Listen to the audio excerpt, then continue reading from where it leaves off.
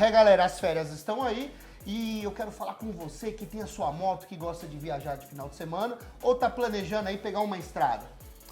Fica a dica de hoje, é pra você e eu tô aqui com o Caio Freitas e ele vai dar várias dicas pra você de casa. Quer conhecer? É agora, não Fica a Dica Netmoto. Você que tem a sua moto estradeira, que gosta de pegar aos finais de semana com seus amigos, ir até o interior, pegar as rodovias, você tem que tomar os devidos cuidados e, ó, atenção dobrada. É ou não é, Caio? É isso mesmo, Paulo. Então, Caio, é o seguinte.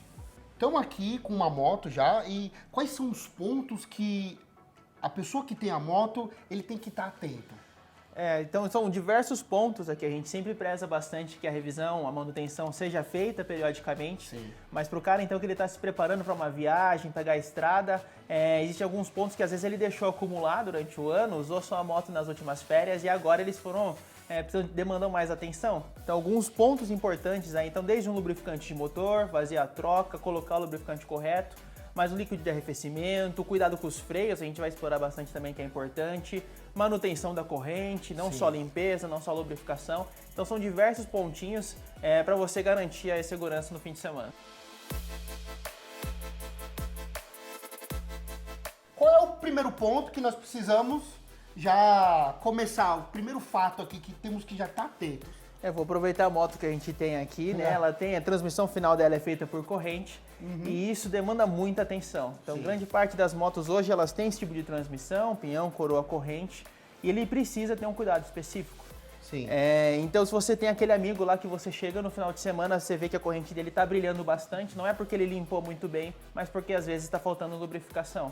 Então quer dizer que o brilho não quer dizer que tá revisado. Não quer dizer que às vezes é o cuidado específico, ele lavou muito bem a corrente, não necessariamente está atrelado a isso. Então, eu vou aplicar ele aqui na corrente, nos elos, que é onde eu quero ter então essa lubrificação. A gente consegue ver que ela está bem suja, né? E eu vou fazer a aplicação. Girando o pneu. Girando o pneu. Vou te dar uma força aqui. Opa, obrigado, Paulo. Ó. Então, eu vou fazer aqui a aplicação. Você vê que a sujeira, ela começa A cair, né? Isso. Então, ele é um produto que ele vai dissolver a sujeira. Ele não é agressivo, tá bom? Com esse retentor. E ele vai garantir, então, que depois eu consiga colocar o lubrificante correto. Feitos os cuidados da corrente, coroa e peão, qual que é o próximo passo? Seria o motor? Exatamente. Aí a gente vai pegar agora o coração da moto. Fundamental também. O pessoal acha, às vezes, o uso severo, ele só está relacionado aí com o uso excessivo. Se eu uso minha moto todo dia, bastante horas. Quilometragem alta. Quilometragem alta, mas o uso moderado, o uso só de fim de semana, também é considerado uso severo. Então, tem uma fala que, assim, se você anda muito, tem o desgaste e tem a manutenção. Mas se você não anda, quebra também, vai ter um problema. A gente também tem um problema, que a gente tem o lubrificante de motor, ele demanda bastante cuidado, ele é o sangue, né, que vai bombear esse coração. Então ele que vai fazer a proteção, lubrificação, garantir ali controle de desgaste, controle de oxidação dentro do motor, para que isso fique menos corrosivo, menos ácido lá dentro. Só que depois, uma vez que ele foi ali, imagina que ele teve a queima, teve a detonação, teve ali mistura com combustível, ele vai oxidando. Então as propriedades também do lubrificante também vão diminuindo. Então o uso também ali só do final de semana, ele também está oxidando lá dentro do cárter. Um período aí para me falar pro pessoal, de tempo em tempo, fala um período que é bom a pessoa estar de olho no óleo do motor. A gente sempre recomenda como referência buscar o manual. Sim. Então vou buscar o manual lá, por exemplo, dessa motocicleta aqui, vamos considerar que ele seja lá de 5.000 quilômetros ou um ano. Sempre é por quilometragem ou por tempo, justamente porque a gente falou. Em uso severo, geralmente isso cai pela metade, 2.500 quilômetros ou 6 meses. Então a nossa dica aqui é o que? Já faz um tempo que ela não tem então essa troca de óleo. Sim. A gente vai fazer aqui nela um flushing, então a gente recomenda fazer um flushing. O que é isso? É um produto, ela chegou aqui na oficina, na nossa casa. Vou colocar o produto aqui dentro do reservatório de óleo que já está aqui dentro, que eu não conheço qual que é o lubrificante que está aqui dentro. Vou funcionar ela de 10 a 15 minutos, vou escoar esse óleo aqui pelo bujão. Isso vai dissolver o que eu tenho de borra e verniz lá dentro.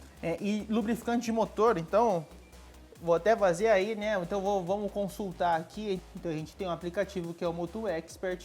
Consigo estar fazendo a busca aqui desse modelo. E eu tenho aqui motor, suspensão, recomendações então para transmissão final, como a gente falou que é corrente, arrefecimento e freios.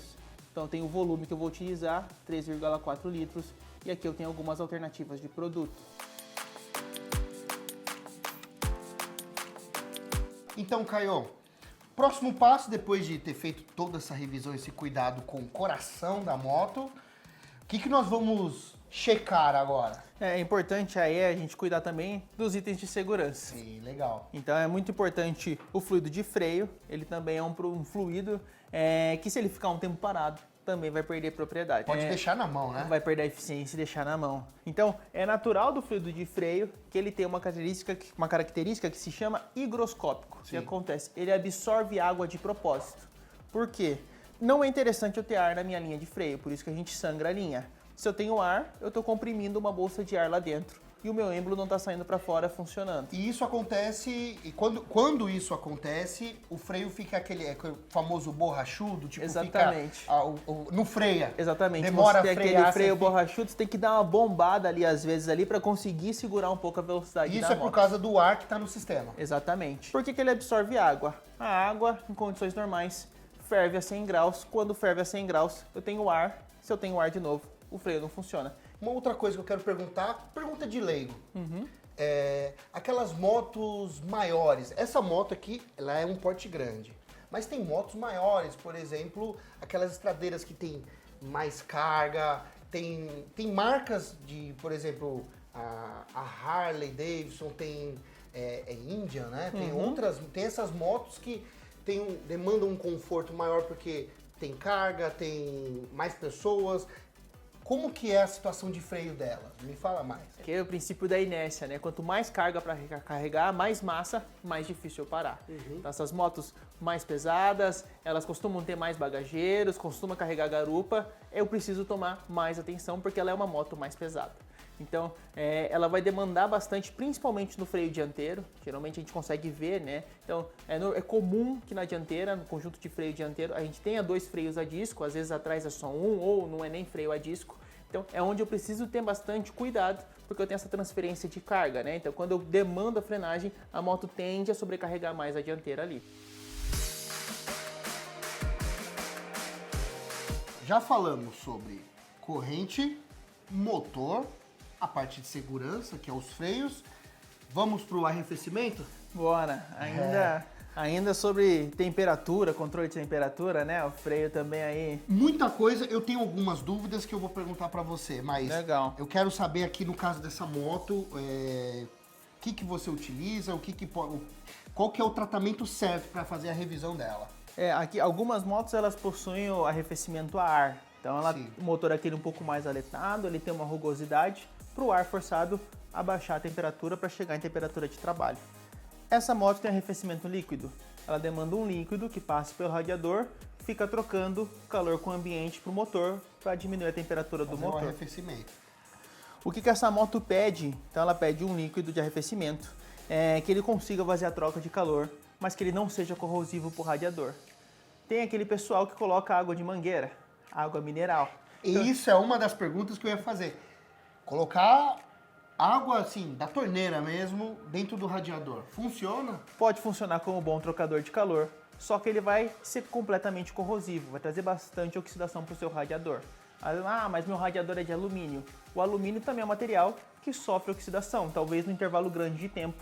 Quando você coloca água lá dentro, você molha o alumínio, você está reduzindo bastante isso. Tem até radiador que chega a abrir um furo, não sei se já chegou a ter um caso assim. Eu pessoalmente nunca cheguei a ter um caso assim, mas já vi histórias. E assim, também ouvi boatos não, que eu tenho certeza que isso acontece.